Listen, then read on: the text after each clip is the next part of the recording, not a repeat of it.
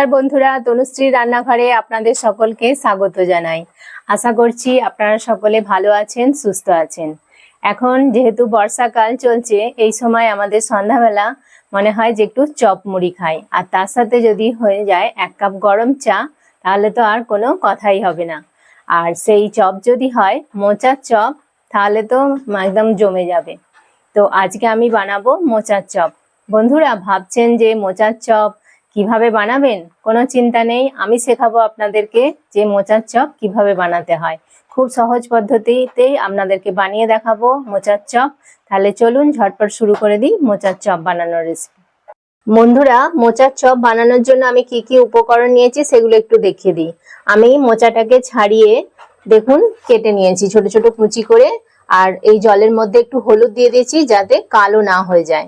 তো সেই জন্য আমি একটু হলুদ দিয়ে জলের মধ্যে মোচাটাকে কেটে কুচিয়ে রেখেছি। আর লাগবে হচ্ছে আলু সেদ্ধ, পেঁয়াজ কুচি, আদা রসুনের পেস্ট আর কাঁচা লঙ্কা কুচি। আর লাগবে ব্যাটারটার জন্য একটু বেসন লাগবে, আমি একটা বড় বাটির 1 বাটি বেসন নিয়ে নিয়েছি। আর লাগবে সর্ষের তেল, রিফাইন তেল। আর গুঁড়ো মশলার মধ্যে লাগবে হলুদ গুঁড়ো, লঙ্কা গুঁড়ো, একটু চীনা বাদাম লাগবে, খাবার সোডা অল্প একটু লাগবে, চালের গুঁড়ি লাগবে একটু, আর লবণ।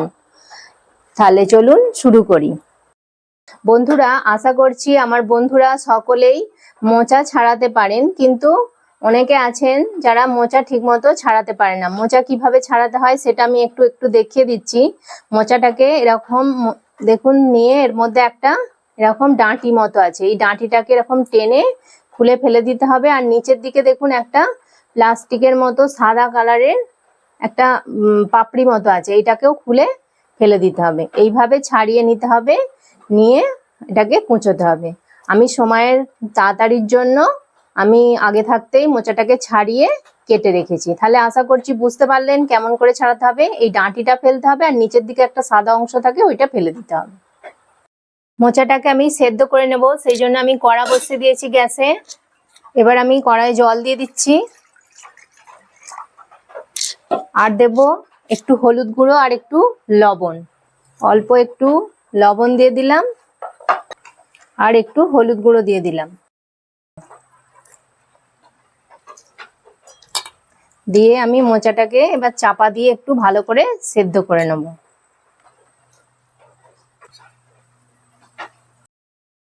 হয়ে গেছে দেখুন, এবার আমি মোচাটাকে ঢেলে নিচ্ছি।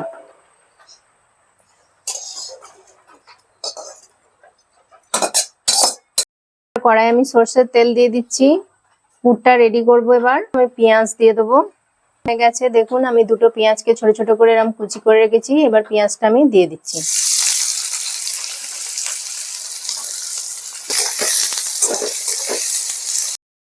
ভাজা হয়ে এসছে, এবার আমি কাঁচা লঙ্কাটা দিয়ে দেবো। কুচনো কাঁচা লঙ্কাটা দিয়ে দিলাম, আর এর সাথে আমি আদা রসুনের পেস্টটা এবার দিয়ে দেবো। আদা রসুনের পেস্টটা দিয়ে দিচ্ছি। এবার এটাকে আমি ভালো করে ভাজবো।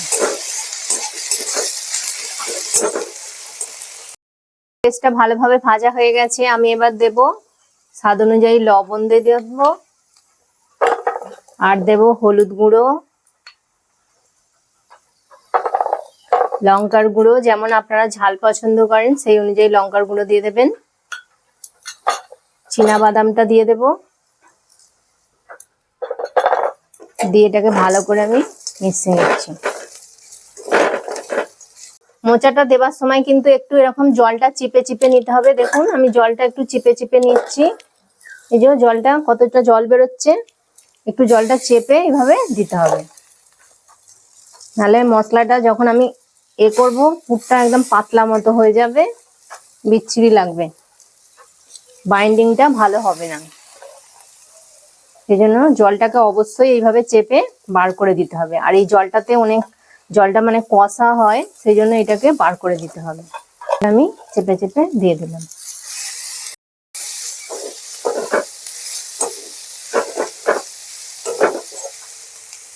ম্যাশড করে দিয়ে দিতে হবে।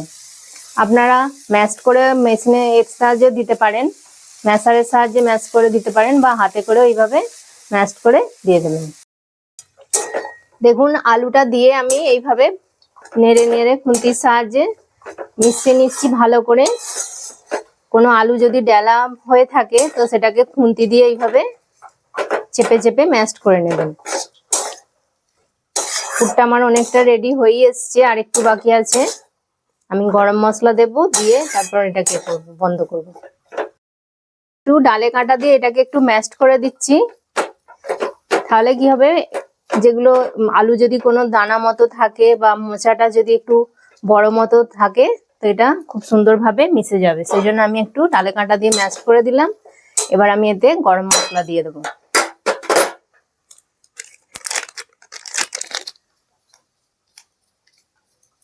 গরম মশলাটা কিন্তু অবশ্যই দেবেন, তবেই টেস্টটা আসবে। গরম মশলা দিয়ে দিলাম। এবার গ্যাসটা আমি অফ করে দিচ্ছি, দিয়ে এবার এটাকে ভালো করে মিশিয়ে আমি নামিয়ে নেব। খুব সুন্দর একদম একটা সেন্ট বেরিয়েছে মশলাটা থেকে।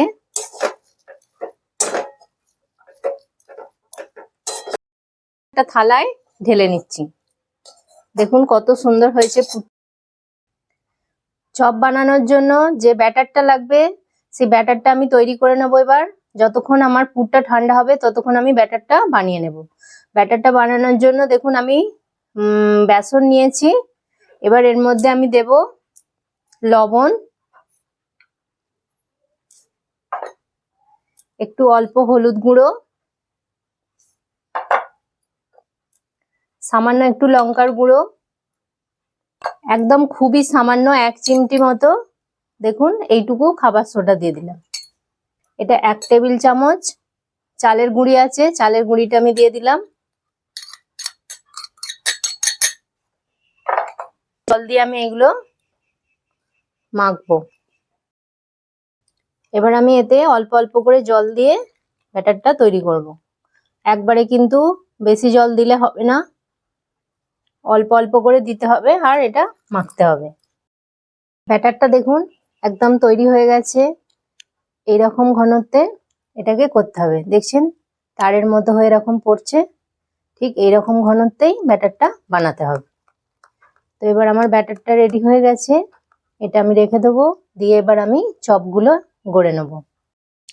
পুরটা আমার ঠান্ডা হয়ে গেছে, এবার আমি চপগুলো বানিয়ে নেব।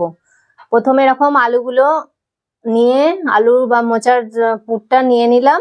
নিয়ে এইভাবে হাতের সাহায্যে গোল গোল করে নিয়ে এরকম চ্যাপটা করে নিতে হবে, আর উপর থেকে একটু এরকম বেসন লাগিয়ে নিতে হবে।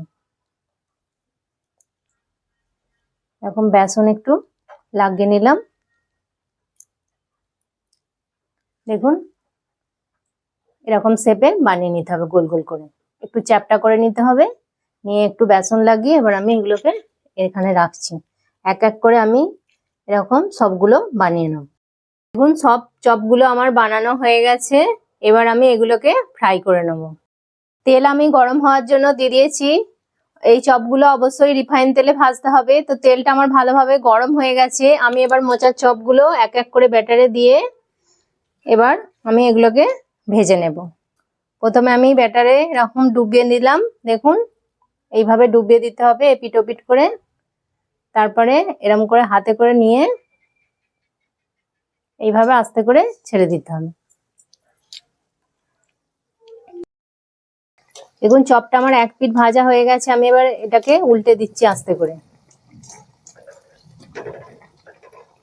এবার আমি এটাকে ভালো করে লাল লাল করে ভেজে তারপর তুলব। দেখুন চপগুলো একদম ভালোভাবে ভাজা হয়ে গেছে, কত সুন্দর ভাবে লাল লাল করে ভেজে নিয়েছি। এবার আমি এটা তুলে রাখবো।